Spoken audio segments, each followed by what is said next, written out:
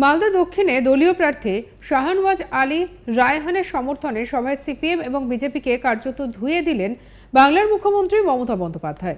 শনিবার 20 এপ্রিল মালদহে দক্ষিণের সভামঞ্চ থেকে মমতা বলেন, বিজেপির বিরুদ্ধে সুর চড়িয়ে তার বার্তা বিজেপিকে জুমলাবাজ, কুৎসিত ভান্ডার। এরপরেই ছন্দ মিলিয়ে মমতা বলেন, বিজেপির মুখের ভাষা জঘন্য আর সিপিএম তো নগণ্য। বাম কংগ্রেস নিজেদের কাছেই বরেণ্য, ওরা গ্রহণযোগ্যতা হারিয়েছে।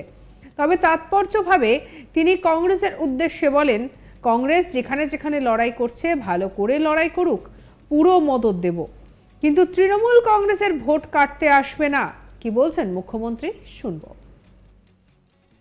সকল মানুষকে জানাই অনেক অনেক মনে রাখবেন, তৃণমূল মানে কথা এবং কাজে সিদ্ধ, আর বিজেপি মানে অসত্য, ভাওতা, জুমলাবাজি এবং মিথ্যা কুৎসিত ভান্ডার।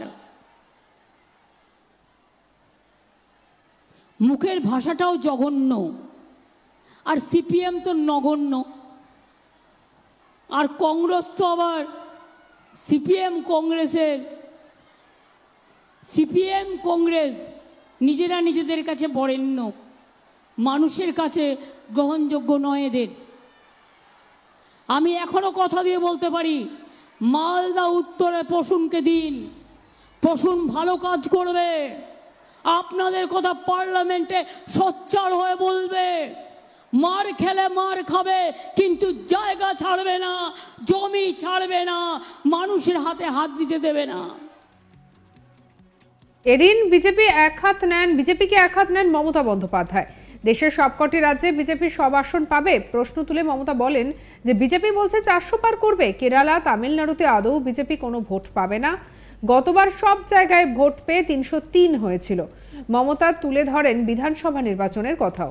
তার কথায় 2021 সালে বলেছিল বাংলায় 200 পার করবে, 100 পার করতে পেরেছিল, 80 পার করতে পেরেছিল। যে 77টা পেয়েছিল তার মধ্যে 10 জন আমাদের সঙ্গে চলে এসেছিল। আর এদিকে তার কথায় যে এবার বিজেপি 400 পার নয়, পগার পার হবে। কি বলছেন মুখ্যমন্ত্রী, শুনবো। আপনারা কি ভাবেন তামিলনাড়ুতে বিজেপি ভোট পাবে, কেরালায় পাবে, কর্ণাটকে পাবে, রাজস্থানে সব সিট পাবে, বিহারে সব সিট পাবে, ইউপিতে সব সিট পাবে, পাঞ্জাবে সিট পাবে, দিল্লিতে সিট পাবে, মহারাষ্ট্রে সব সিট পাবে? আগের বারে সব পেয়ে সংখ্যাটা হয়েছিল 303, আর এবার বলছে इस बार 400 पार। আমি বলি इस बार पगार पार, 200 नहीं मिलेगा तो 400 कहाँ से आएगा? 21 বিধানসভা নির্বাচনের আগে বলেছিল इस बार 200 पार। 100 পার হয়েছিল? হয়নি। 80 পার হয়েছিল? হয়নি। যে 77 জন জিতেছিল তার থেকে 10 জন আমাদের সাথে চলে এসছে,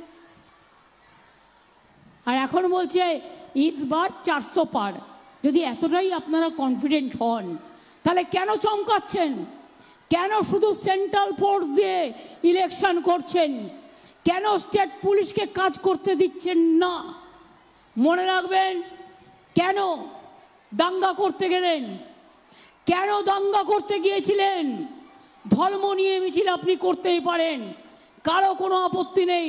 আমরাও দুর্গাপুজোর মিছিল করি, আপনাদেরও মহরমের মিছিল হয়, পাঞ্জাবিদেরও মিছিল হয়, হিন্দুদেরও হয়, শিখদেরও হয়, কিন্তু তাই বলে দাঙ্গা করতে যাওয়া, জোর করে দাঙ্গা করা, আর দাঙ্গা করে একটা সেকশনের উপরে দাঙ্গার কেস চাপিয়ে দেওয়া, এটা হবে না।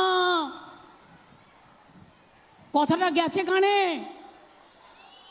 এনআরসি যদি না চান, ওয়াদা করুন, আল্লাহ তাআলার কাছে দোয়া মাঙ্গুন, একটা ভোটও যেন বিজেপিতে না যায়।